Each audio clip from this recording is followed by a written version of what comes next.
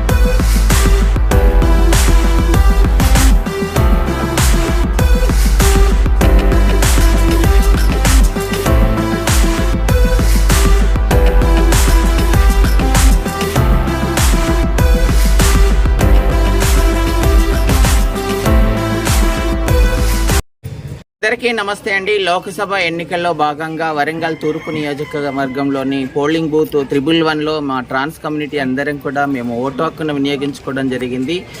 దీనిలో భాగంగా జిల్లా కలెక్టర్ గారు ఈ పోలింగ్ బూత్ను మోడల్ పోలింగ్ బూత్గా సపరేట్గా డెకరేట్ చేసి మా కోసం చేయడం జరిగింది. వారికి చాలా ధన్యవాదాలు.